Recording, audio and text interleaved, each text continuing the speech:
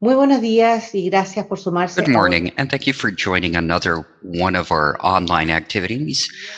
I'm Loreto Leighton, Executive Director of Fundación Chilena del Pacífico and moderator of the activity, which we're carrying out in collaboration with ICARE, which is the Chilean Institute of Business Administration. And of course, we'd like to thank the whole ICARE team who we planned this activity with in order to relay the international context and the global impacts that are relevant to our country. The complexity of relations between China and the United States is by far and for several years one of the most important geopolitical, geoeconomic issues and holds implications for the world. The dynamics of their ties are expressed in multiple forms and regions in Asia Pacific, Africa, and Latin America. In general terms, experts and observers point out that we're living through a period with characteristics of world order in which a new power seeks space for the expansion of its influence and interest, while the established power internalizes the implications for its traditional forms of projection and relations in strategic areas. And if we're talking about strategic areas, there's no doubt that trade is one of them, both from a bilateral and international perspective. Bilaterally, we know that trade between the two world's largest economies has soared over the past 2 decades, particularly since China joined the World Trade Organization, and that despite this, the current US government has maintained the tariffs imposed under the previous administration and has introduced new restrictions. In the background of all of this, along with legitimate rivalries for markets and leadership, and both commercially and in the field of direct investment, it's clear that considerations generally characterized as national security weigh heavily. All in all, in 2022, trade between the US and China reached a record high, with exports and imports between the two totaling $700 billion. While part of the increase in trade between the two countries is a direct result of rising cost of living, this high inflation in much of the world, this trade volume is evidence of the significant level of dependence between the world's two largest economies, despite frequent tensions and rivalry. In Asia Pacific, in turn, we see how multilateral trade initiatives are taking shape, and the steps taken were not taken by China and the United States in them. A case close to us is the CPTPP, which the White House withdrew from several years ago and which Beijing is striving to join. In this context, it is reasonable to expect impacts on global trade, and more particularly, we would question how it would affect Chile. How and how much the evolution of trade links between these two powers can determine the commercial health of a country like ours, highly dependent on international trade, and particularly with these two trade partners. With more than $65 billion of bilateral trade between Chile and China in 2022, with an average annual growth of 14% over the last 5 years, and with more than $35 billion in bilateral trade between Chile and the United States last year, with more than 10% average growth during the last 5 years, it is clear that there's a lot at stake for us as Chile. These are issues that we will be discussing today with our world-class panel.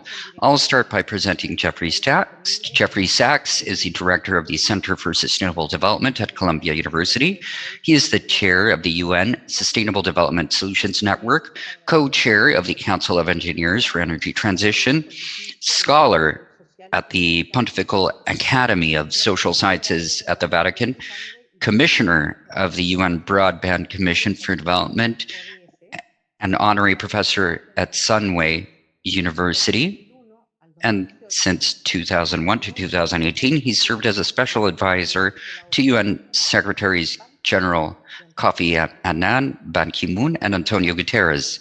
Professor Sachs is author and editor of numerous books, including 3 New York Times bestsellers, The End of Poverty, 2005, Commonwealth, Economics for a Crowded Planet, 2008, and The Price of Civilization, 2011.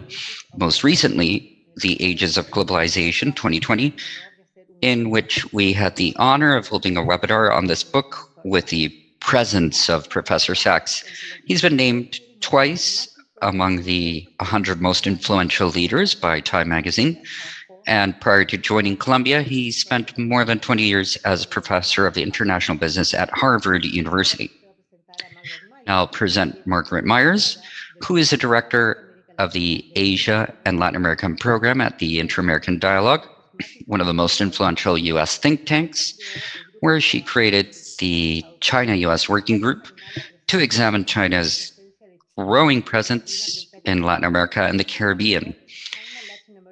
She developed the China Latin American Finance Database, the only public available resource on China's lending policy in Latin America. She published numerous articles on Chinese leadership, capital flows, Chinese agricultural policy, and Asia-Latin American relations. She has testified before the House Foreign Affairs Committee on the Asia-Latin America relationship.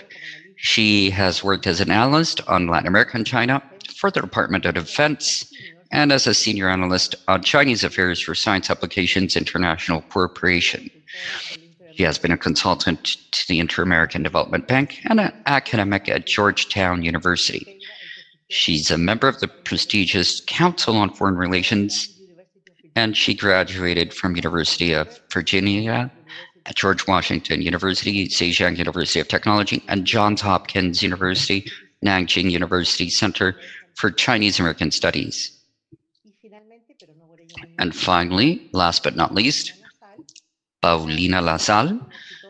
Paulina has developed a successful career in both the public and private world. Between 2016 and 2018, she served as a Director General of International Economic Relations of the Chilean Ministry of Foreign Affairs, which today has the level of Undersecretary of International Economic Relations. She also worked as head of the Market Access Department and head of the North American Department in State Reparation, as well as economic consultant for the IDB Bank and analyst for Latin America for Lehman Brothers. Currently, she complements her multiple activities with her work as a consultant at Proamérica, a firm whose objective is to support Latin American companies in their internationalization strategy. Since we're a little bit ahead of time, and I think as the audience has heard, at 9 a.m., Jeffrey Sachs will connect, who was kind enough to accept the invitation from Egypt. Since there's 5 minutes left, we're going to start with Margaret first so that she can present. And then when Jeffrey connects, we'll give him the floor. And we, of course, thank you for your flexibility. Luis, I'm going to upload Margaret's slides. So just a second. Thank you to the Chile Pacific Foundation for for the kind invitation. It's just such a pleasure to obviously present alongside Jeffrey Sachs, but also the wonderful Paulina Nazal, whose analysis I rely on extensively. And I'm delighted to get things started. I'm very much looking forward to Dr. Sachs' analysis and to being able to comment on that for the remainder of the session. But I wanted to kick off with just a few very basic observations about, where things are headed, the state of U.S.-China relations, in, prospects for developments in the bilateral dynamic within the Pacific or Asia-Pacific context, and implications, obviously, for Chile. I wonder, I hope I'm not, reiterating or at odds entirely with, with Dr. Sachs' presentation, but we'll see, shortly. So, let me just say, so these slides or these charts, which I find, exceedingly helpful, are not mine. And I should mention that right away. They are produced by the Boston University Global Development Policy Center, Rebecca Ray and her team, in something called the China Latin American Caribbean Economic Bulletin, which I highly recommend for those who are interested in economic developments in the China-Latin America relationship. And they look at trade, obviously, but also developments in the financial realm, which we work with closely in collaboration with, with Boston University, and then also trends in foreign direct investment, both greenfield and mergers and acquisitions. So The first point I would make, about developments in this relationship and Chile's role in the process is that trade, as we can see here, continues to underpin the relationship in critical ways. And this has not been fundamentally impacted by the COVID-19 pandemic. In fact, during the pandemic, we saw trade increase as a share of GDP. Loreto, would you like me to pause? Dr. Sachs. Greetings. Greetings for you as well. Thank you so much for joining us today. Very sharp. We started a bit ahead, so we did all the introductions, so you didn't have to waste time in that section of the webinar. We already introduced you. It's an honor to have you here today. You're going to be joined by Margaret Myers, that I think that you may know her. Greetings. She's from the Inter-American Dialogue, and Paulina Nazal, who used to be the Undersecretary of Commerce of Chile, and now she's living in Washington, D.C., and has her own consultancy in international matters. So, Dr. Sachs, please go ahead. We're very happy to hear you, and then afterwards, Margaret and Paulina are going to comment. And if you can stay for a while, that would be great. We understand that you're very busy. If you have to leave, we also understand. So please, you have the floor. Thank you very much. And greetings from the Vatican. And I have a meeting in the next room. So as soon as we finish, the three of us, I'll have to go back to the other meeting. But I'm very happy to step out of that meeting to join your meeting. I understand you'd like for me a few words about the global environment vis-a-vis China and U.S.-China relations, and what that means for Chile and for Latin America more generally. I think the situation is rather straightforward, and that is that China has had a tremendous economic success over the last 45 years, really since Deng Xiaoping came to power in 1978. This has propelled China to be the world's largest trading power and one of the most dynamic and innovative economies in the world today. And this has led to geopolitical tension with the United States primarily, but a tension that economists should not respect, because economists believe in win-win, and I believe China's gains are good for the United States and good for the world. But if you are a geostrategist in the United States, you believe China's gains are bad for the US because of diminishing relative US power. There's no doubt the US power in the world is diminished. There's no doubt that China is another option for countries. There's no doubt that most of the developing world does not want a US-led hegemony anyway, but it was living with one, or at least with the US intention of one. And the rise of China changes this fundamentally, because now the balance of power is much more dispersed. The BRICS countries have an output when measured in purchasing power prices that is even slightly larger than the G7 right now. Of course, the BRICS have many more people than the G7, so the per capita income in the G7 is much higher. But just the BRICS is a larger block, around 32% of world output compared to 31% of world output of the G7.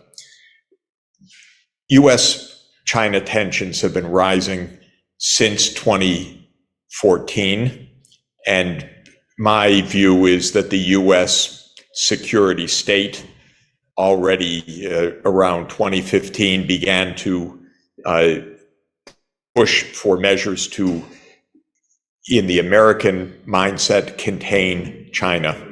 I think there was a change of mindset around that time in the American political and security leadership that said China's continued rise is no longer in America's interest. And a series of measures have been implemented since 2015 that really aim to hinder China's economy and, according to the US, hinder China's military capacity, but I think it's more general than that. And those measures include, of course, trying to establish a Trans-Pacific partnership that would exclude China. Rather extraordinary in my mind, almost laughable to make a Pacific Basin trading system designed to exclude China, as if somehow the Chinese economy wasn't there and the 1.4 billion people of China were not there. Of course, the US is constructing new alliances like AUKUS, the Australia, UK, US grouping to base nuclear submarines in Australia, ostensibly to police the South China Sea. The US has imposed technology barriers on China, financial barriers on China. The US has targeted leading Chinese enterprises like Huawei and ZTE. The US is going after TikTok, and now it's going after the cloud services of Alibaba and other major tech companies in China. So why is it doing this? In my view, it is mainly a misguided and a dangerous approach to try to maintain US predominance over China. I think that it is both wrongly directed and almost sure to fail because China is a very successful society and successful economy with a lot of dynamism, with a lot of scientific and research capacity, with a lot of friends around the world. And the US idea of dominance is not very attractive to most of the world. Most of the world would like good relations with the US, but not a US that is dominant. I don't know of countries that are willing to make sacrifices for US dominance other than the close US allies. So when it comes to certainly Chile or Mercosur, Latin America more generally, or UNISUR, the goal for sure is to keep good, open trade relations and financial relations and technology relations with China, and to aim to do the same with the United States and with Europe. I don't think that there is any remotely sensible policy other than the South American countries saying, of course we trade with China normally, of course we're partners with China, but we're also partners with the US and Europe, and we see absolutely no reason to choose sides, and we don't want to be pushed to choose sides. I personally see nothing nefarious in any of China's initiatives, whether it's the Belt and Road Initiative or others, and I don't believe the Western press, which I regard as mostly propaganda, that the Belt and Road Initiative is a debt trap or Chinese companies are especially harmful to host countries and so forth. So I don't view this as a complicated question, actually, in its substance. I see the US changed its attitude. And when I say the US, I mean the security establishment, which runs the US government foreign policy, changed its attitude to China 8 years ago. I do not believe that China provoked that. I don't think it was in response to hostile action from China. I think it was in response to China's success rather than to hostility from China.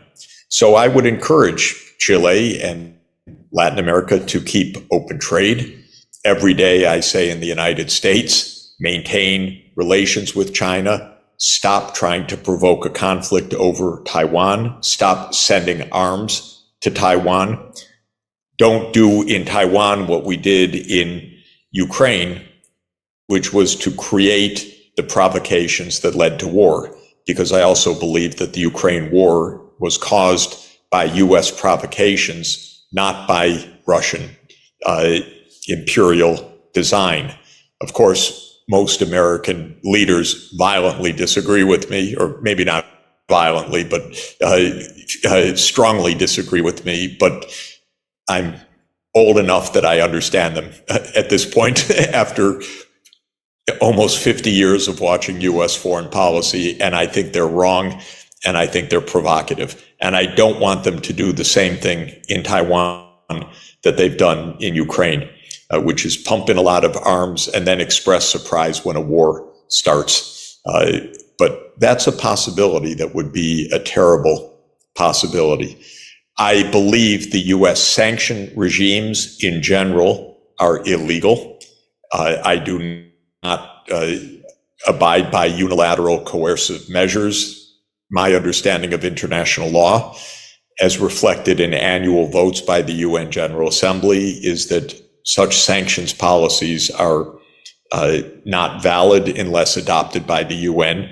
So I would hope that Latin America would not get trapped in sanctions regimes, but basically would also take the position that nobody can sanction Chile's trade with China, and by the way, Chile's trade with Russia or others, though it's not as important, because if there are to be such sanctions, they're only valid if they're undertaken under the UN Charter, essentially by the UN Security Council. So that's my general view. And my general belief is that trade between South America and China should be strong, and I think it will be mutually beneficial. Latin America, of course, has a resource base which is very complementary to China's. China likes wonderful wine, great fruits, minerals, many wonderful things that Chile specializes in producing. It needs those things, and I think that it will trade and help enrich Chile doing so. At the same time, China has some excellent low-cost infrastructure technologies that I think can be a very great benefit for South America in terms of rolling out 5G, in terms of an integrated zero-carbon power system. China's very good at long-distance direct current high voltage transmission to build an integrated South America-wide zero carbon power system, which Chile could be a very important energy provider to such a system. And so I see many complementarities that are very strong, and hope that Latin America's and South America's trade, finance, diplomatic relations with China remain strong and dynamic. Maybe I'll just stop at that point. Thank you so much, Professor. May I ask you a question before you leave us, please? Of course. What do you think about the evolution of the trade relation between China and the US, and what is the impact in issues like the nearshoring, in the global value chains, and what repercussions could that mean to Chile, a country like Chile that is so opened internationally? Well, the U.S. is trying to create a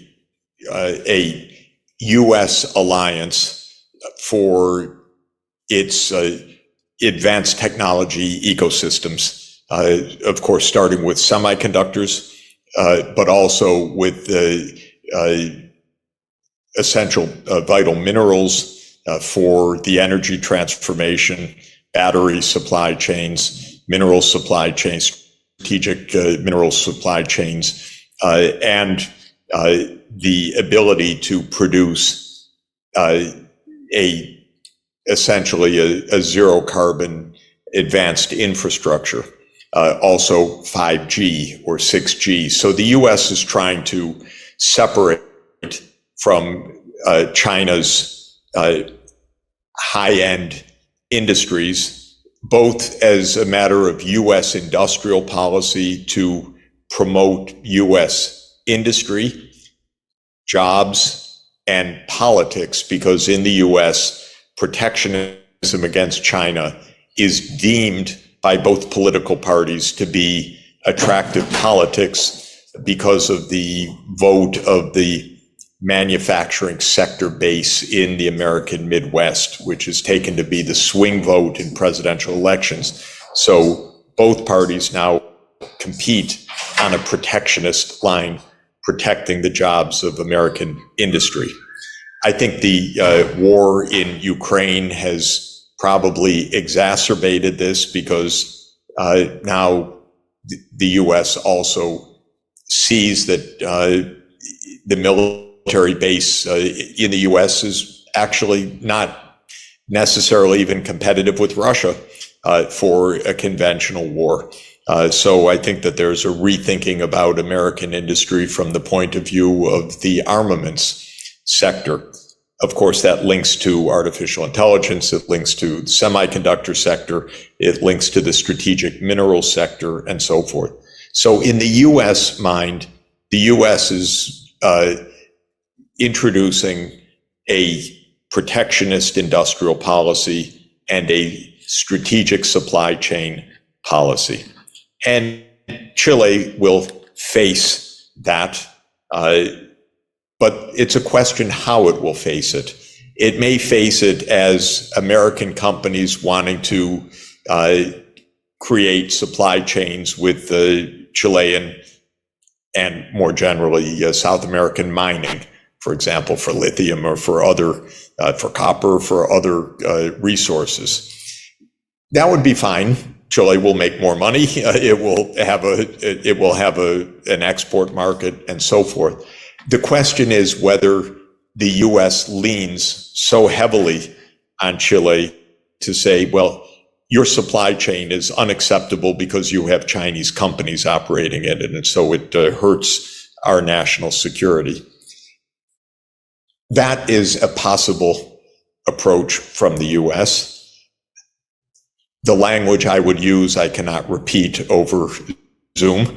If I were to hear such things, it would not be polite and should not be said, but I would reject that approach.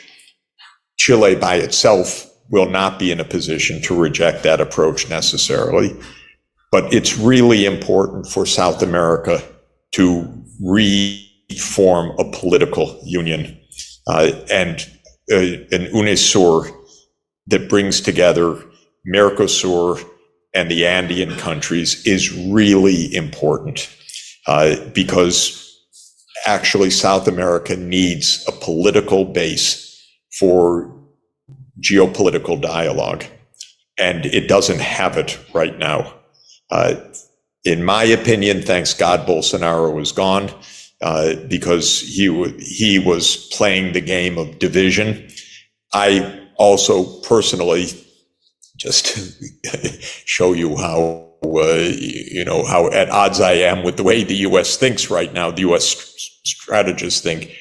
I think the U.S. attempt to bring down Maduro and to divide the continent between the pro-Maduro side and the anti-Maduro side was tremendously stupid, cynical, self-destructive, aimed mainly at the Florida electoral votes in the 2020 election more than anything else, and very bad for South America because it divided South America between the leftist regimes, the rightist regimes, and what South America needs is a unified strategy right now, both in geopolitics, in trade negotiations, in finance, and in the physical infrastructure connectivity. Because South America should be building an integrated zero carbon energy system that brings in Chile's photovoltaics, that brings in Brazil's hydropower, that brings in the Caribbean Basin wind. This is great. This would be a terrific resource, but it requires regional cooperation. Put aside labels, put aside ideology, go make investments. And that's what I would recommend. And I don't want the US to meddle in that. And China may be a part of some of that supply chain. And I would say that's great. That's fine. China will help invest. They'll also bring technology, physical infrastructure. I like Huawei, for example. I'd say go build out a 5G system based on Huawei. That freaks out the US. They can't spy on you as well if you have Huawei. That's my interpretation. They say China's going to spy. I think the issue is the US won't be able to spy as effectively. So I think that they're real issues, but I hope that South America can become more politically proactive, integrated, negotiating, and basically saying we want good relations with all other regions. That would be my recommended policy. Thank you, Professor Sachs. Well, that's a wishful thinking, that we will. I know. We have been trying for ages to organize ourselves, and none of the different projects has succeeded, except for the Pacific Alliance at one point, but it was more trade and not that politically oriented, but still it was very successful for a while. But the changes of government switch made it.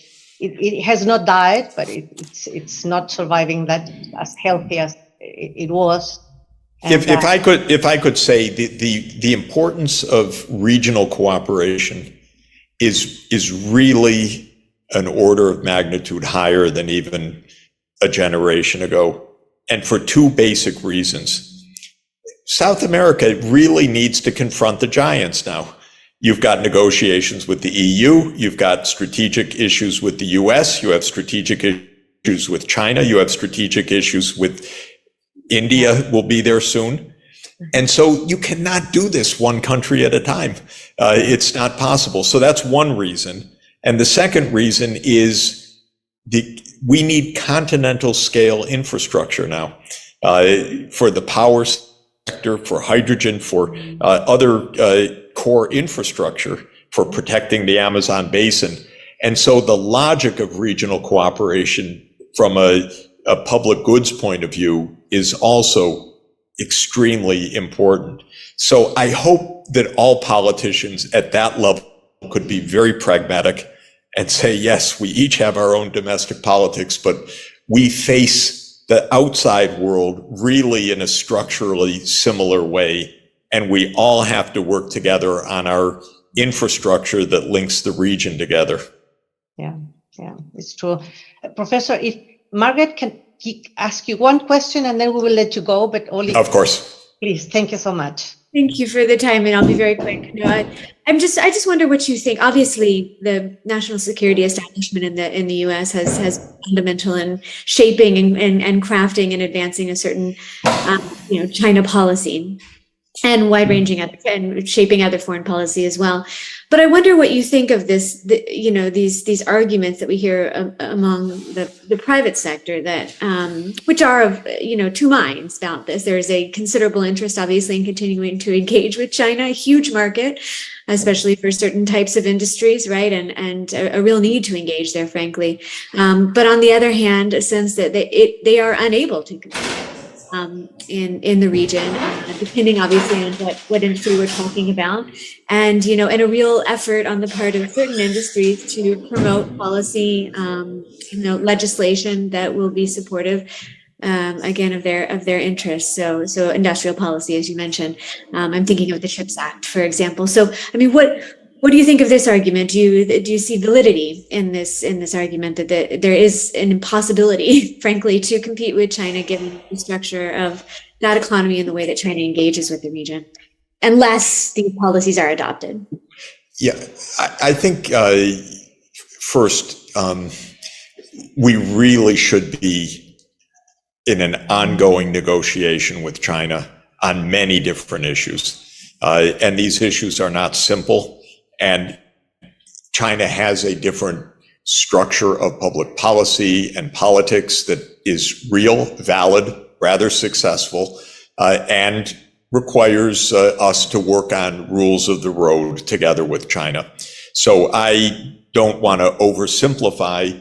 I think in general, China's rise over the last 40 years was done the real way through hard work and large-scale investment.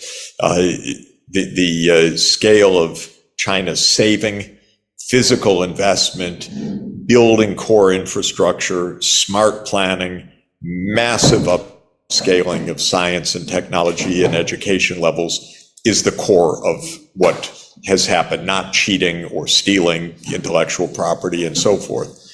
But China has a semi-planned economy, very smart, and it definitely raises issues that we should be negotiating.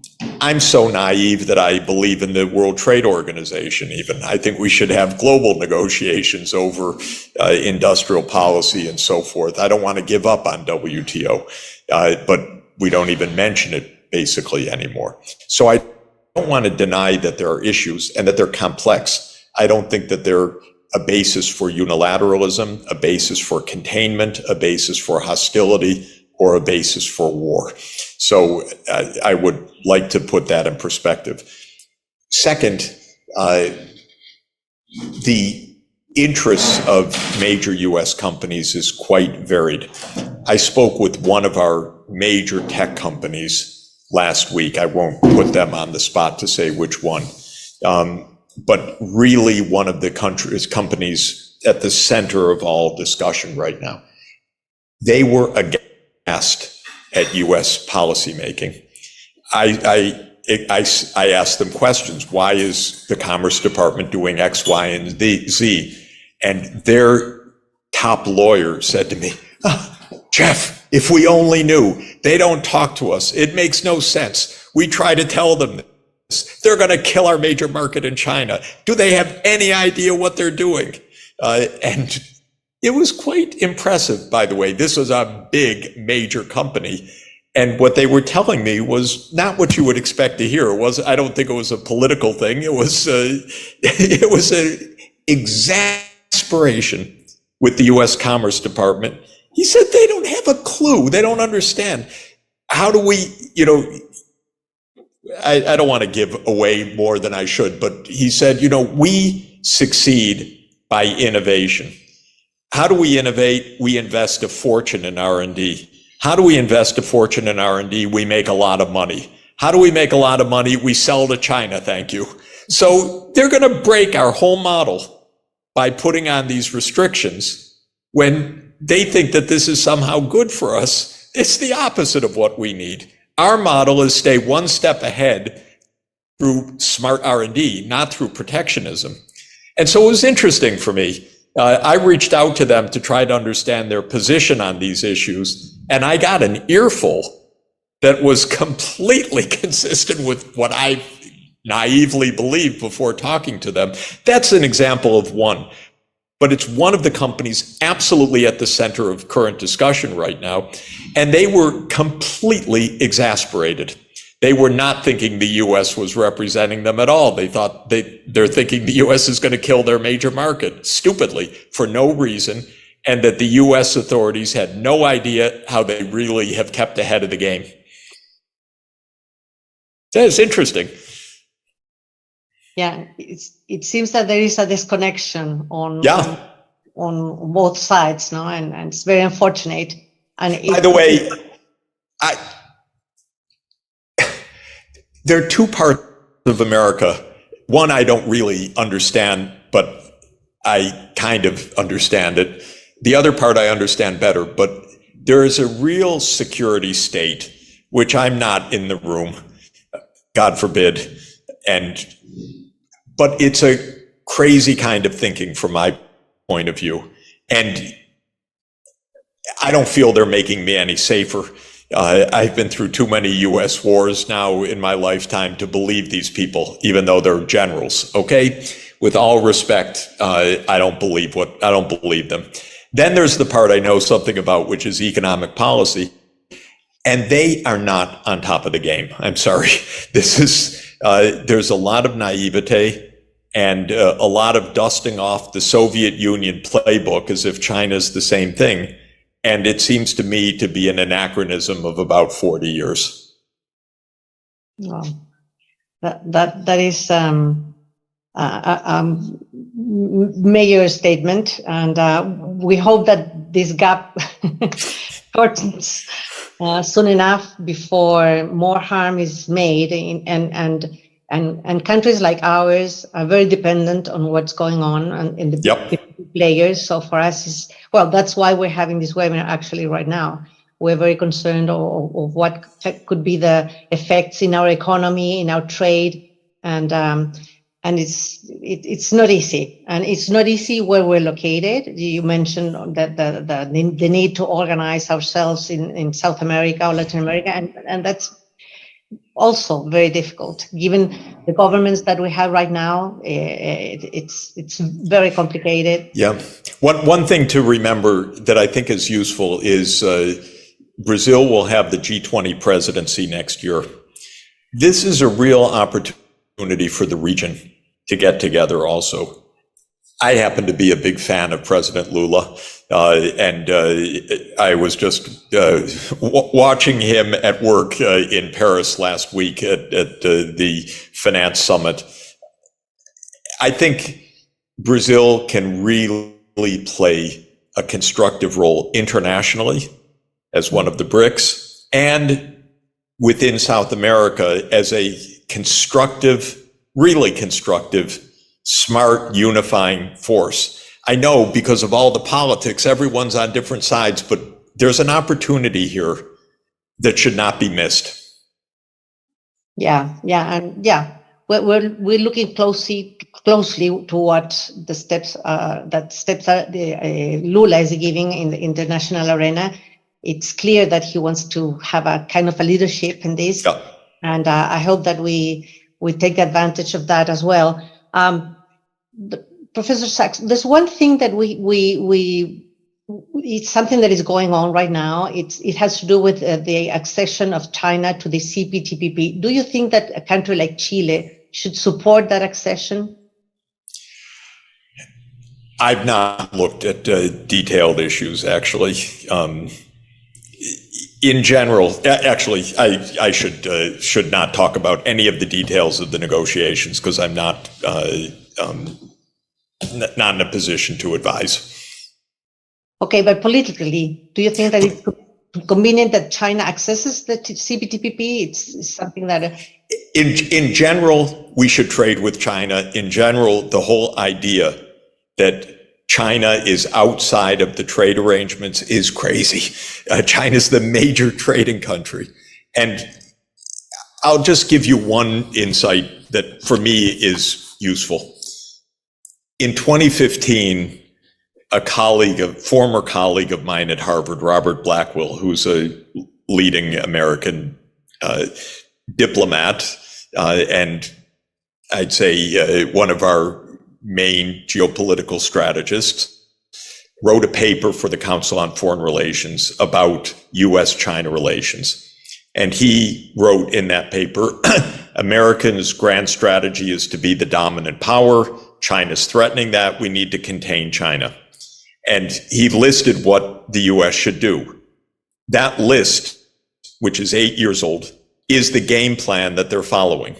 So it said in the list, make trade arrangements that do not include China. Put on commodity export bans, raise tariff rates, build military alliances around the region. There's a list of measures, usually in papers of the Council on Foreign Relations. You're actually reading not the author's wish list, but the Washington policy being exposed that way. So I think what Blackwell was telling us is here's the new U.S. policy vis-a-vis China. And one of the key points was make trade arrangements that exclude China. And of course, this is what we have been at for 8 years now. I can't even describe how ridiculous I think this is. I was at this meeting here in the Vatican. I said it was something like a 7th grade club that tries to get together to say, okay, that we're not letting that person in our club. This is the level of thinking. How can you have trade where China's not part of the discussion? It's ridiculous. It's so artificial. It's so naive. By the way, it's exactly on the level of the United States declaring one day that Maduro is no longer president, Juan Guaido is president. This is something that only the fantasists in Washington could come up with, that they decide to name a different Venezuelan president and then take that seriously. And by the way, half of Latin America signed up to that idea with the United States because they sign up to whatever silly thing the United States does. And I wrote to my friends that day, I said, are you kidding? And they said, no, this is very real. And of course, it was absurd. That's the same thing with US trade policy. We need trade relations with China. China should be part of any regional trade strategy, period, because they're the main trade country. Because we don't hate China, we like China. We want China to play by rules, but not our rules that as a group we commonly set. That's the difference. We keep thinking we're going to set the rules and do it our way. And that is a world from 50 years ago. Yeah, well, needless is to say that also the US should be part of the CPTPP. There you go. Of course. Yeah. Of course. Yeah. It's something, it was unthinkable for all of us when you left the agreement. And we hope that what happened was, well, of course, Trump proved to the Democrats that free trade was bad politics. And now the Democrats are all trying to prove that they're good protectionists. And so trade became an evil word. And the reason is when we teach trade theory, which I've taught for 40 years, you teach two things simultaneously. Trade raises national income, but it redistributes it. So you better have redistributive policies together with your trade. And the United States doesn't understand that. It doesn't understand that in addition to trade, you take care of people through Social Security or healthcare or social housing or other things. So the US doesn't have any redistributive part. So the trade hurts some regions, and that turns us protectionist. And rather than having regional and social policies, the United States has turned against trade. That's our problem right now. And, it's the first day of trade theory that they refuse to understand, and it makes it quite difficult. Yeah. Paulina, you want to ask something about OMC? Go ahead, please. Hi, good morning. No, you just answered my question in some way, because I was about to ask you about the role of WTO here. And because I really share with you that, that organization should be great if it's functioning well.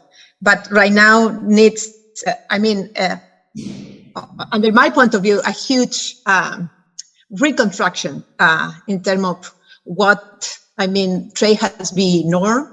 And I think the idea to push WTO right now is exactly the same direction that we would like to China play by the rules, but play by the rule in a multipolar world. So exactly. Yes. So the issue on many things, the United States was at the center of the international policy making. Now it doesn't want global rules. It wants only US made rules. And it doesn't, since it's trying to corner China. It doesn't want globally made rules in which China participates. This is a syndrome all over the system, whether it's inside the UN, WTO, World Bank. In many areas, the US doesn't want multilateralism now because multilateralism means multipolarity. But what Chile and the rest of the world needs to say to the US is, calm down, you're still powerful, you're still rich, don't get so upset. China's not taking you over. We all need to sit at the table together. And this is what the US has to hear from the rest of the world. Not, you're so great, we follow you wherever you go. And this is where we're heading. We're heading towards a multipolar world. But the US is being brought there a bit kicking and screaming, I would say. Professor, what would you say that are the actual and most critical risks for global trade nowadays? What could you single out the one of the top on the top in your view? Well, the top is war, because the war in Ukraine could be replayed in East Asia, and we're actually heading towards that because the U.S. political class wants to arm Taiwan massively, and if it does so, there will be war because China won't sit back and let the phrase that is used is we should make Taiwan a porcupine, so stuffed with weapons that China couldn't attack it. The whole idea is, again, a ridiculous idea. There's no way you could make it enough of a porcupine that it would stop the mainland, first of all. Second, the more you pump Taiwan filled with weapons, the more likely it is that China says, we can't go on this way. You've got to stop this. And when the US ignores the demands to stop arming Taiwan, then they launch a war. That's essentially what happened in Ukraine, which is the US kept arming Ukraine and kept saying it's going to join NATO, and Putin kept saying, no, it's not. And the US said, yes, it is. And finally, Putin pulled the plug on that. And the same logic is underway in Taiwan right now. This is the biggest threat to the world, and it's the biggest threat to the trading system. The second big threat, of course, is just a breakdown of political relations, so the world somehow divides in a very unhappy, aggressive way. That's also, a very plausible risk. Those are the two big risks. Even we have the big global risks are, of course, environmental catastrophe and so on. Those won't stop trade per se, but they will destabilize the world progressively. Well, thank you so much, Professor. We have taken a lot more than 10 minutes from your life, and we are honored for that. We're so grateful. We know that you have another meeting now in the Vatican. We thought that you were going to be in Egypt, actually. I misunderstood. Egypt is tomorrow. Okay. Yeah. Cairo tomorrow. Good to be with you, and let's stay in touch on these issues. Absolutely. Absolutely, Professor. Right. We hope to have you soon enough. We hope that we don't have big events to comment on, like the ones that you have settled. But exactly. Yeah. Wonderful. We would like to have you once again in another of our webinars. Thank you so much, and see you soon. Great. Bye-bye. And Margaret and Paulina also. Bye-bye.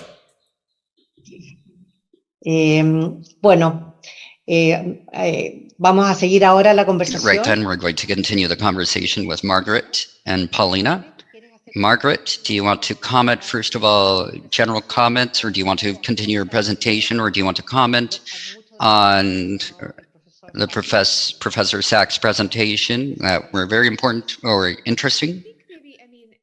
Maybe I'll just comment, and if that's okay. Yes. And then if we have time at the end, I can show some of those slides, or you could certainly share them. They're just sort of background information that is illustrative as concerns the the Chile, China trade dynamic, or, you know, the China, Latin America trade dynamic more broadly.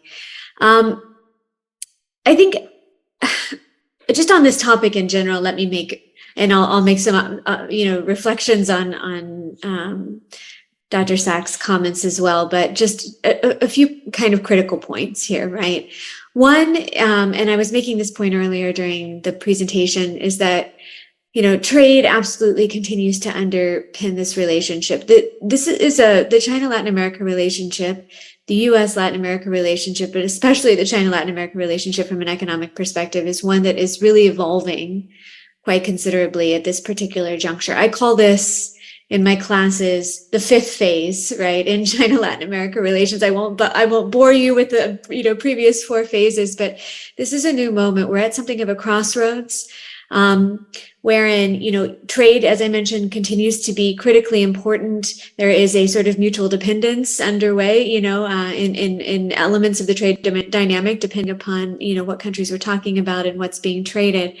But the trade dynamic is so strong, right, that a 1%, or at least JP Morgan suggests, right, that a 1% decrease in GDP growth in China would translate to a 1% decline in GDP growth in the Latin American region. So these ties are extensive, and with real implications, right, to the extent that there would be, in fact, a slowing of growth in China. And this is not something that Dr. Sachs talked about very much, but I mean, China is in a very different position these days. And this would have, to the extent that China is able to implement the expansive reform agenda that it has set forth, both at the national level, the subnational level, and the municipal level, you see cities, Beijing, Shanghai, implementing all sorts of policies to try and address you know, demographic challenges, which are massive, right, at this particular juncture, but also structural issues that have been, you know, plaguing the Chinese economy for many years now and are not letting up. If they are able to do this, that is good news for Latin America. It's good news for the global economy, frankly, because we will all be in very big trouble if we see a rapid deterioration of Chinese growth. At the same time, though, you know, there's a real experiment going on. China is no longer able to rely on the real estate sector, on the property market to prop up GDP growth sort of across the board. Inward investment is down considerably, including in, you know, places where it's always been very high, for example, Shanghai. And so China is grappling with a very, very difficult situation. It is banking on innovation, on what it calls new infrastructure, on investment in sectors that will be promoting, tech sectors, you know, innovation-related sectors that will be promoting of Chinese growth and of China's ability to overcome the middle income trap. And the Global South features prominently in this equation, in part because of the reasons that Dr. Sachs mentioned, which is that, you know, there have been a lot of you know, limitations placed on Chinese engagement, especially in these, you know, sensitive sectors in the global north. The U.S. is the most prominent example of this, but it's happening elsewhere too, of course, in Europe and in other countries. And so Latin America, but Africa, Southeast Asia, many other regions are top priority regions for investment, trade, and goods and services related precisely to these sectors. So this will be the story, right? This is in addition to wide-ranging investment, again, in those sectors that are critical to China's economic security, which is how Japan describes it, right? Which is, you know, food security, energy security, obviously, which have driven Chinese engagement in the region for so many years. And now supply chain security as concerns these sectors, but also tech, right? So these are the things that are driving everything now, that and the interests of Latin American countries. And certainly there is, as Dr. Sachs mentioned, a real intersection of interest as concerns some of these new and emerging sectors, be it lithium or green transition, electrification of mass transit, whatever it is, there is, you know, a considerable intersection. Second, another point entirely, but so in any case, this is a crossroads, right? Trade is fundamental. There's tremendous dependence, and it's shifting And so understanding that and the ways it's shifting, and I'm sure in Chile, this is well identified and well understood because it's, I mean, happening on the ground in real time. And, you know, Chile is perhaps one of the best examples of the sort of transitions that we're seeing taking place. On the deterioration of the US-China dynamic, I mean, whatever the reasons, whether it's, you know, driven by commercial interest, driven by national security interest, driven by policy that's 8 to 10 years old or more recent, you know, understanding of the dynamic and concerns about, you know, governance and other shifting dynamics in the Chinese context. It's getting worse. It's getting measurably worse. We saw Blinken go to China, you know, just a few days ago, right? And the effort there was a previous effort to do this, and then the balloon controversy, you know, sort of derailed that entire visit. And now here we are again with another visit. The intent was to repair relations, to at least try to get things somewhat back on track. I think it went as well as it could have, but did not achieve this objective. The elements of distrust are so profound and at all levels, including public sentiment. It's not been that way in the past. Before, there's been a lot of distrust at the government level, but not among the general population. It's opposite. I mean, it's no longer the case that the general population views China with a greater degree of optimism. The distrust is pervasive across society and, you know, within government and indeed among parts of the commercial or private sector. And so, you know, already China is factoring also in electoral rhetoric, where you have Nikki Haley, who is, you know, running for in the primaries against Donald Trump and other Republican candidates, you know, suggesting that even Donald Trump isn't hard enough on China and isn't well positioned to deal with China effectively and forcefully enough, is compromised. So this is the direction we're heading, is toward a more forceful and confrontational rhetoric. And I don't know that it would be all that different, frankly, the discussion on the Democratic side, because this is one area, as many have mentioned, of alignment of thinking. So it's, you know, regardless of Dr. Sachs mentioned a lot of possible, you know, reasons for this deterioration, but it's heading in a very, very bad direction, not improving at all. And for this reason, I am similarly deeply, deeply concerned about the prospect of a cross-strait military contingency, Taiwan Strait military contingency, which would be devastating, you know, obviously for Taiwan. There's a lot of debate, frankly, about what this would even look like, right? Within the military establishment here in the US, there's a sense that this would happen in the next 5 to 10 years, that it will involve all sorts of different sorts of actions, for example, a blockade, also, you know, direct military force, missiles, maybe even attacks on the US through, you know, anti-aircraft carrier missiles that were the U.S. to come to Taiwan's assistance. It's a very extreme, you know, scenario.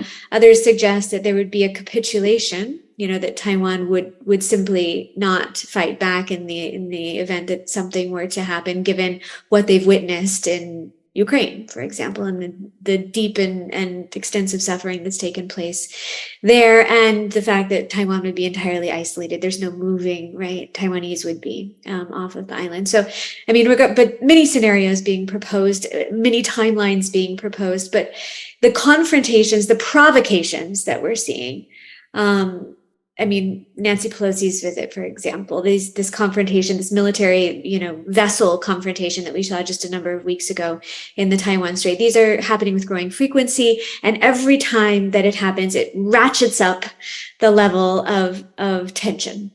So there's no going back. In other words, it just is a, you know, basically a linear function, and it's hugely problematic. And so that every move is viewed as you know, pushing this possibility further into the realm of reality. And this is where we stand. A Taiwan invasion, if it happens in any form, would be problematic, obviously, from a humanitarian perspective, deeply horrific, right? But would also have immeasurable consequences for global supply chains. In part because of the effect, obviously, that it would have on China and Chinese trade, China's ability to bring finance to bear, likely depreciation of China's currency in the event that there were a prolonged conflict, but also because Taiwan produces over half of the world's semiconductors and many of the world's advanced microchips, and has burn orders in place if there is an invasion. So the facilities that produce these things would be burned down. They would no longer be functional. There are efforts to diversify. Obviously, this is part of what the US is trying to do now with the CHIPS Act, is to diversify production, to nearshore production of microchips, but it's a long way off. And what's being done right now in the US will not move the dial all that much yet, right? And so this would be, I mean, microchips are used in everything, as we know, everything from, cars to heavy machinery to coffee makers to, I mean, really, you name it, phones, obviously, all the rest of it. But we live in a microchip dominated world. So the reverberations would be highly impactful, including for Chile and everyone else. I would say, and my sense is that, Dr. Sachs has mentioned that, the U.S. is responsible for a lot of these provocations, and indeed it is. We saw this happen with the Pelosi visit, but the ratcheting up is on both sides. And whether, each side takes these things seriously or not is another question. But this talk about a possible, espionage-related facility in Cuba, which has been something that, the U.S. has been talking about for a very long time, but now there's apparently a new interest in doing this. It's unclear whether this will develop and in what form, and, what the implications actually will be. But this, again, is going to be perceived as, as yet another provocation and push the envelope even further, right, into this very dangerous territory. So we are in a deeply troubling situation in that respect. As concerns Pacific cooperation, absolutely, the U.S. should be more involved in trade and the CPTPP. I mean, these are obvious things that we were all promoting at the beginning of the Biden administration, and hopeful that there would be movement. There is not, for the reasons that Dr. Sachs mentioned. Politically speaking, it's a non-starter. And the prospects for having these conversations on the Hill are very limited. There are a handful of senators, congresspeople who entertain the idea of more trade agreements. They don't exclude China, bilateral trade agreements, even of being part of the CPTPP again, of just engaging more extensively in global trade, but it's exceedingly limited and not part of the popular narrative. Instead, what we see is a prioritization of the Quad, of other sort of non-trade-based configurations, such as the APEP, America's Partnership for Economic Prosperity, right, which Chile has talked to the U.S. about, but it's non-trade barrier related, and will not include a market access component, and so is only so attractive, right, to partner countries. There's also this hope, right, on the tech side that ORAN, the Open RAN configuration, which is an alternative to the use of a single provider, for example, Ericsson or Huawei or others in 5G or even 6G, right, looking ahead, will be something. It's a concept that's been proposed and advanced by Japan, is operational in Japan as a proof of concept, and involves all sorts of providers. So it's a little bit more inclusive, right? It's not saying no Huawei. It's saying, let's use a lot of providers, have as many open channels of engagement and interactivity as possible, and that will increase security across the board, is sort of the theory. And so there's a lot of hope, I think, on the part of the U.S., on the part of Japan, and the Quad members in general, that this configuration will be one that will be potentially more secure and of interest, broadly speaking, because it doesn't force Latin American countries in a position to choose. It is, however, very expensive.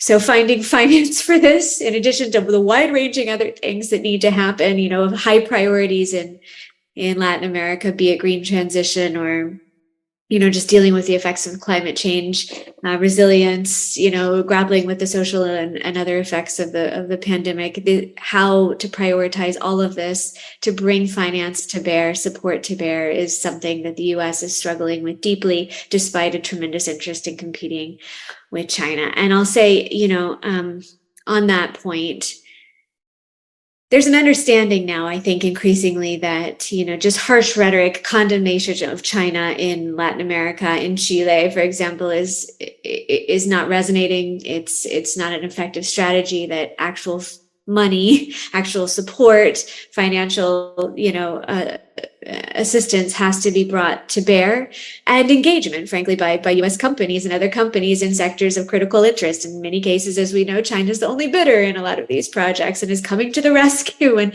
in certain cases, when to take ownership of abandoned assets, these things are happening with some frequency across the board in the region. But there's recognition of this.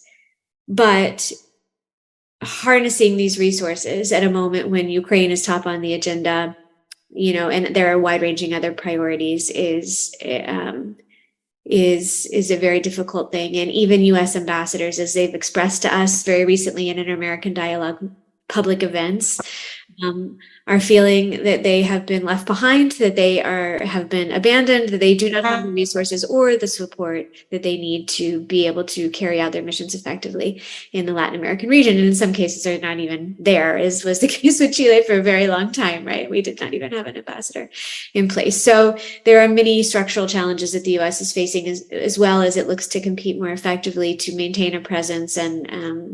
And those are, even within the Development Finance Corporation, a really, really difficult thing to make happen, administratively speaking. So I'm going to stop there. I have other comments that I could possibly make, but I'm curious to hear from Paulina and don't want to take too much more time. Thank you so much, Margaret. Very interesting. And also, some of the things that you said are very worrisome, for say the least, what may happen in Taiwan. And there's a question here in the chat from Marcel Opligre from Diario Financiero that also, he says, that there are obvious benefits for Latin America in trading with China. Are there also risks that need to be included in the trade equation? And a possible conflict between Taiwan and China, definitely, and all the consequences that you just pointed out, definitely, it's something to keep in mind, and that will be very devastating for economies like ours, definitely. I'm just gonna go to the last part of your intervention when you talked about the United States and Chile.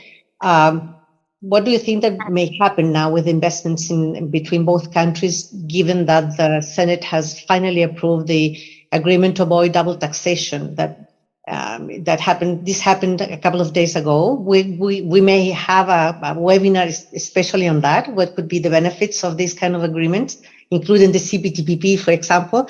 But would that be very beneficial to the investments from the United States, especially to Chile? Do you think that it could be something concrete? So I have not looked at this in extensive detail. I've heard some remarks on it from some of the folks who've been responsible for pushing this agenda. They do believe that that this will have concrete implications for investment. And will motivate more in the way of activity on the part of U.S. companies, and vice versa. Ideally some degree of collaboration. I think it's also symbolically important, right? In that it's an effort to advance the economic component of these relations at a moment when obviously there is a degree of paralysis in terms of broader initiatives. So it's a little bit of both. I think time will tell. I wish I had more data to share with you on what precisely they're expecting, but there is a sense of optimism about this, including among the chamber. About this promoting more in the way of activity. Mm-hmm. Okay, voy a darle la palabra ahora a Paulina. Paulina. I'm going to give the floor to Paulina. Paulina, please go ahead. Please comment and comment Margaret's talk or Dr. Sachs' talk. Well, thank you very much. Loreto, thank you for the invitation.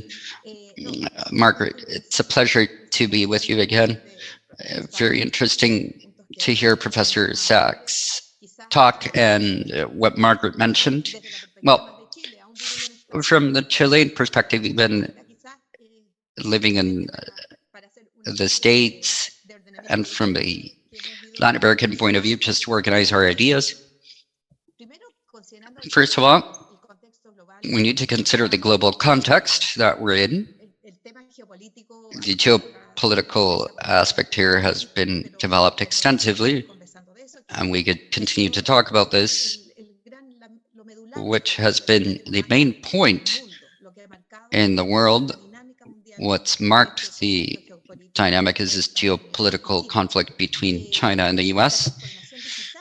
The digital transformation, it's not lesser, especially with artificial intelligence, that here we need to have a webinar, Loreto, dedicated to this subject, because everything that we've seen goes beyond what we can even imagine.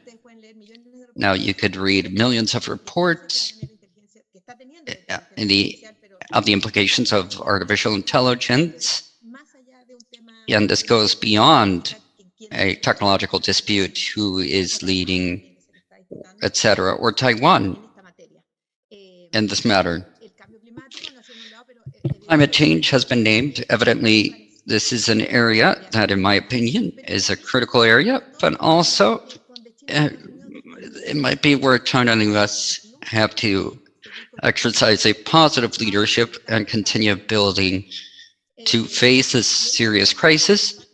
I asked Professor Sachs about the World Trade Organization because the crisis of multilateralism has worsened the consequences of this trade war, because they haven't given the adequate response when there are conflicts between great powers, and how the medium and small countries are left, especially countries like Latin America. And other things that mentioned Professor Sachs, which we believe is contingent to Chile, is that we're in a very unequal world. There's a lack of opportunities in many areas. This has generated great social unrest. We lived it in Chile, and it's happened in other parts of the world. And there's also work dependent on impacts of trade war, and the positive effects that trade can have is what domestic policies are we implementing to face in a better manner. How this impacts the trade war with its negative effects, and also trade opportunities. We lived through COVID, where economies tried to repair this. We see the numbers, and we're still living in a very fragile situation. The US has a growth rate of 2%, and China, that had huge growth before, now has an expectation of growing 5.2. And here we have to pay attention, because Latin America is 6, and Chile in particular. The last correction of the central bank is that it's going to have a negative growth, 0.5%. So we're in a fragile situation where it's doubly important what can happen between China and the US. Many of the factors that have been named, why this trade war, everybody talks about the trade war, but this war is beyond what's just commercial and economic. We have to not lose sight that behind any military power, any economic power, are the technological changes. And you could talk about the First and Second World War, the Industrial Revolution, how those countries that were able to become leaders in the Industrial Revolution was first Europe and then the US with technology. So we have these two powers disputing power and leadership, and there's many crises in global governance, and China has also competed with established institutions that we were used to using, the World Bank, the IMF, the IDB, and also with its own financial institutions, the Asian Bank of Development, and others. So we see that there's ideological and value differences that many may ask who Latin American countries will ally with, because there are ideological and value differences between China and the US. The US has always promoted democratic economies and the protection of human rights and individual freedoms. China, we know, is an authoritarian economy, and we have differences in geopolitics. We named the case of spying, cybersecurity, and the situations of spying between the US and China, territorial disputes. This is something that concerns us. And what Professor Sachs mentioned on the role that the US had in the war in Ukraine. Strong declarations in saying that the US is the responsible party in that war. I'm not going to comment on this, but evidently the US, for good or ill, has had a role in that war. And if we go back to the question, Loreto, the global impact that this can have and the impact for Latin America, definitively speaking, in commerce and others, Latin America has done this strongly. It depends strongly, economically, commercially, on both countries, absolutely on both countries.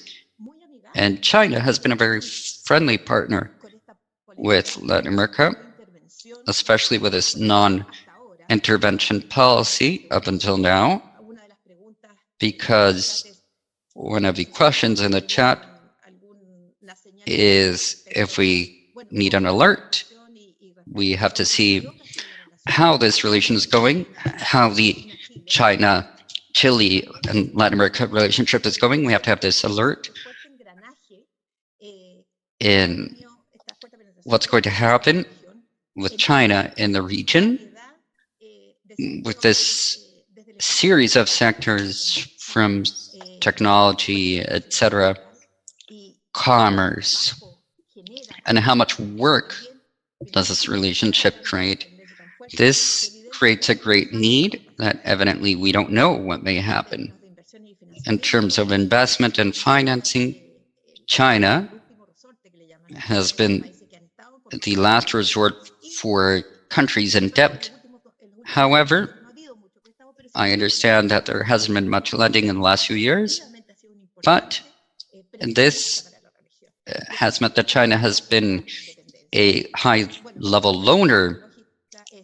So technology is very important, especially it's something that has to be highlighted, especially with his double click on AI. I read an article that, just imagine Chile, but in the US, the universities continue teaching careers that with AI won't be necessary in the future. There's even medical diagnosis, and with all the information we have, we can define the most likely disease with a error rate of 10%, and with AI, it's reduced to a minimum error. So from education and from the macro levels, which is even greater, in this diplomacy that China has had, what was called the vaccine diplomacy with COVID vaccines, creating strategic alliances with the region, I insist it's been very friendly, and that we can understand. I don't like stating that there's a good guy and a bad guy. I believe that there's a huge range of in-betweens. But effectively, from the region, many countries have seen a very positive agenda of what's been seen with China, and others, things that affect us, migration, control of drug dealing, crime, organized crime. These are the subjects that we see of concern in the US towards the region more than the strategic alliance between peers, between friends. This on the macro level, because in particular, we have to highlight that Chile has had a very positive relationship with the US, and that's undeniable. We've had so many years in TLC, diplomatic relations, the agreement on double taxation, Lagos-Weber program. So it's had very positive relations with Latin America. It has this bilateral agenda that it builds together with the countries. What we miss is this more strategic, comprehensive agenda with Latin America, with the region, with the problems from Latin America that concern us, and not just the problems that are for the US that don't always coincide, but that's where we have the dialogue. And Latin America, we already mentioned it, it's rich in natural resources, and now we have the green hydrogen boom and lithium, in particular countries that have these important reserves like China, Bolivia, Peru, Chile, Bolivia, Peru. We have to focus on the use of these resources. Latin American countries have to be countries that invest and produce in technology and reforms to be able to start working as peers and to take advantage of this. Margaret mentioned those initiatives that the US has done for the region, and we could mention whether they're enough to compensate the relation with China and Latin America. I have to say that these initiatives, independent of the results, not being so fulfilling perhaps, I believe that it was a political signal that there's going to be a summit and we're going to demonstrate that we want to be present and show we're present. They also launched this Indo-Pacific framework that even in the US isn't really well understood. They don't know which way it's going. The majority of the entrepreneurial sector say that it takes value away. So we would have to see how these work groups are advancing. Some talks with the private sector is that they don't understand and there's not much interest in participating in that type of initiative. So then there is a need for the US to see what they want to achieve with this. We know that the Indo-Pacific as a name reflects something very specific with regards to China. As we said, the results of the summit weren't that successful. And China, it's had pillars such as commerce, infrastructure, loans, and trade. And with each one of those, we could say that we have a positive check mark. And just to wrap up, Loreto, and to perhaps take the Q&A, I wrote down many things with respect to what Professor Sachs mentioned with regards to, for example, the sanctions that should only be validated by the UN, how we could foster more multilateralism, and how we could foster industry politics, which is discussed strongly by Chile and other countries of the region, how we could tackle subsidies. Subsidies are neither good nor bad. it depends where we are and how trade regulates these topics with this new perspective. Industry politics for our country is very important, but we have to be very honest and to know that these have an effect not just here but in other countries. So we need a much more modern trade organization, as well as for digital trade, etc., how this is going to be regulated. There's ethical issues that are being discussed now and that the WTO has not solved. So I believe, Loreto, I'll leave it there just to tackle the first few comments and then to see if there's more questions.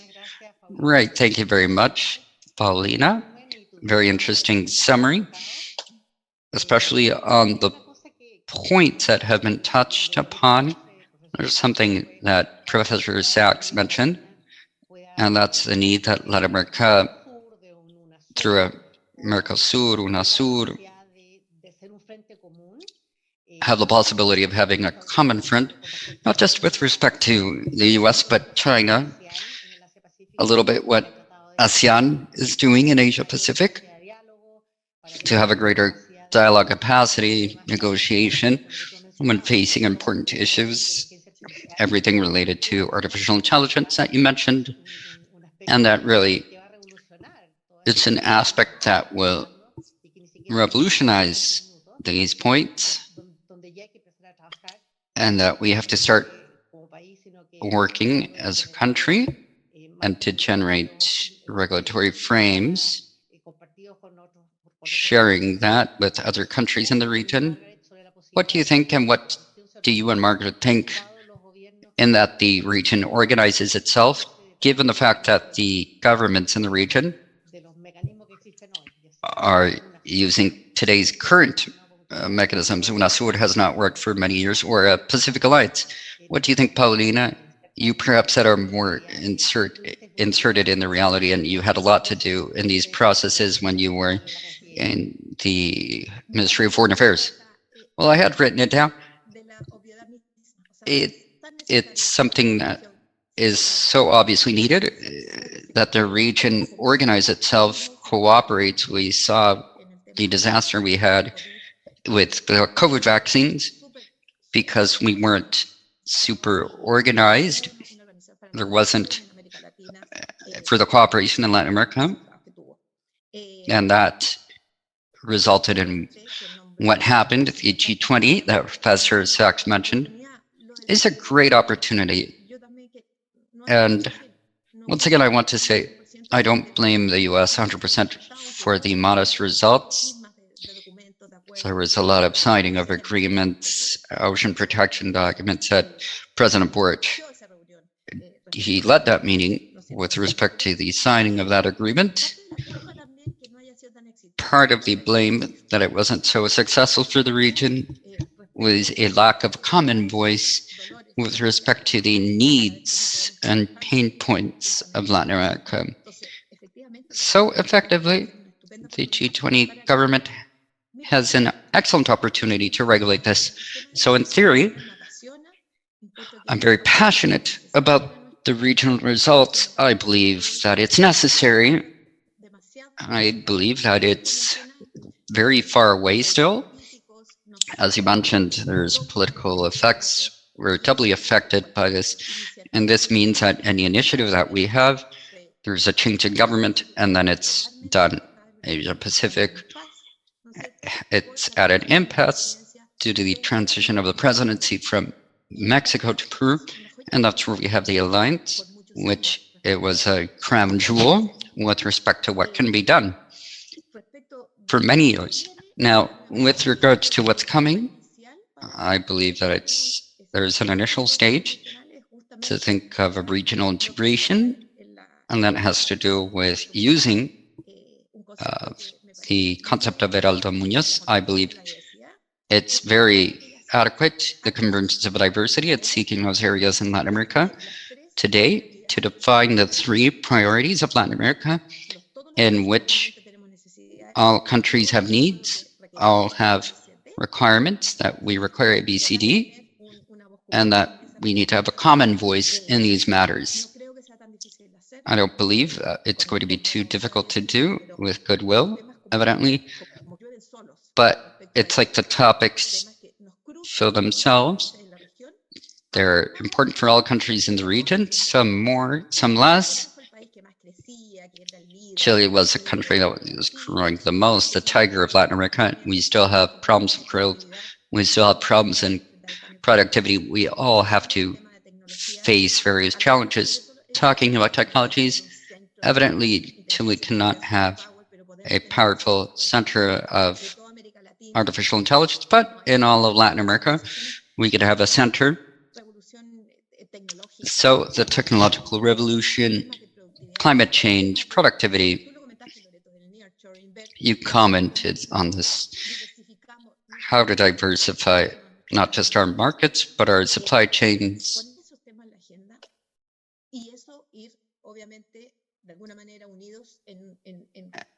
And this, in any instance, well, there's ULA and others, well, it's difficult to coordinate with them, but we can. So since Maduro, we have to do that. We mustn't lose the opportunities that arise, like the summit or G20, and perhaps a stage, there might not be a European Union level integration, but a selective integration in those areas that are transversal to all countries in the region. Yes, effectively, perhaps infrastructure, green hydrogen, small groups, concrete issues, which is what the Alianza Pacífico sought, or concrete issues. They talked about that quality, which was something that sought the tools and to promote trade and to later be a bloc. Perhaps we could find complete solutions to export green hydrogen and export lithium, not just as a commodity, but also adding value to what this government wants to foster, especially developing an industrial policy within what's possible. What do you, this is a question for Margaret. We're in the last 5 minutes, but we want to take full advantage. This is a question that was asked to Dr. Sachs as well. What do you think of the entry of China to the TCPP? Well, if I could also, I just to add to Paulina's points, which I completely agree with on all of this. I think one really illustrative. I mean, obviously, this has been a challenge for the region for as long as I can remember, and without much sense that anything will materialize in the coming years as concerns greater coordination, even within specific sectors. I mean, how many countless seminars have there been and small group meetings with decision makers on how to create a sort of unified soy market to export more effectively to China and to leverage that position? How many? So many, and nothing. I mean, that would be the most obvious, right, case to do this and without advancing. So, but what's really interesting are China's perceptions of this, because you see, I mean, at least in writings, in academic writings, a comparison of the China CELAC Forum, which is a forum based on the CELAC configuration that China created. I believe it was 2014, 2015, and then FOCAC, which is the Africa version. And FOCAC is very productive, right? It's very productive. There's this it's based on the African Union configuration, and a lot comes of it. And when you look at the list of outcomes from the FOCAC meetings, they're incredibly dense, right? But also specific, money mentioned, all of these things that are agreed upon. And it's very much reflective of this sort of unified effort to engage with China on the part of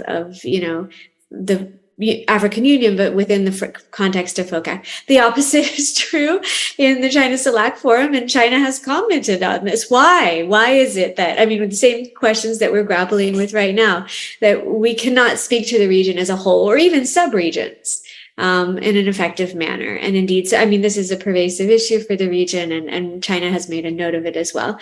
As concerns the CPTPP, It's a very smart move for China to try to be part of this. And indeed, a lot of the trade-related discussions that are being had at the national level and subnational level in China right now are related to, adopting measures that will make China an acceptable member of, an eventual member of the CPTPP. So it's more than just a political gesture. It's a real thing that China's thinking about. I agree that if China can achieve what other countries have and agree to what other countries have in terms of standards, that there is, a distinct possibility that this will be a reality. There are difficulties. Obviously, it was configured, as Dr. Sachs mentioned, without China's participation in mind. And so there are various provisions, including as concerns state-owned enterprises, that would prevent, China from engaging in it in certain ways. But obviously accommodations have been made for Vietnam. So, it would be up to the members themselves to determine, what this would look like. And if the U.S. isn't part of it, the U.S. doesn't have a say in the matter. And that's, unfortunately, a position that the U.S. has put itself in. Yeah, exactly. Paulina, ¿quieres comentar algo? Un poco lo mismo. Yo creo que es de las maneras que si uno quiere que... I believe the same.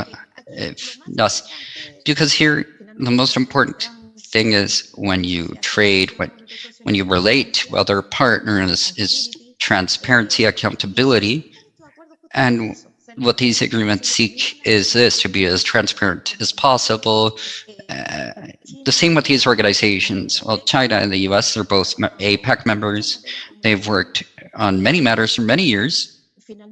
And finally, APEC is a economic cooperation forum. Loreto knows this very well. And the only areas where there are no agreements is when there is a political issue involved. This year, it was the invasion on Ukraine. Some will agree, and China has committed even more so of working according to the regulations and norms that the members establish. And the TPP, the CPTPP, has regulated many sectors. Is very positive if China wants to take this challenge and fulfill these standards. Obviously, Chile and other members, if there's an opposition, there's issues behind this. We know that there could be political pressures are involved, whether we accept China or not. So it's a double challenge for the US. So they win that race and re-enter, which it would be positive for the whole bloc. Our RCEP is working. It has a wonderful weight. It has and the TPP has to try to adhere to this. Great Britain as very small commerce. We have a number of members that are trying to be a part of it. If China is part of it, I personally believe that it would be a plus for the bloc. Super wonderful, great. So we've reached the end, and I believe it's been an extraordinary webinar. It's been illustrative, it's been entertaining. Thank you very much to both of you. And it's not because Professor Sachs is present, but really you're all at the same level. Thank you so much, Margaret, Paulina. And once again, we'd like to thank ICARE, who has co-organized with us this event today. And we are considering of having a cycle to tackle other issues, including India, which we mentioned, and it's going to be a great player in the international scenario. In the short term, it's already doing so. So we'd like to thank our loyal audience that joins us, and we'll see each other soon enough in another webinar, and you'll receive one of our famous emails inviting you. So it's a pleasure to see you both. Margaret, Paulina, thank you so much, and thank you, ICARE. Thank you, everybody. Hasta luego. Ciao. Bye, Ciao. Margaret. Thank you. Bye, Margaret.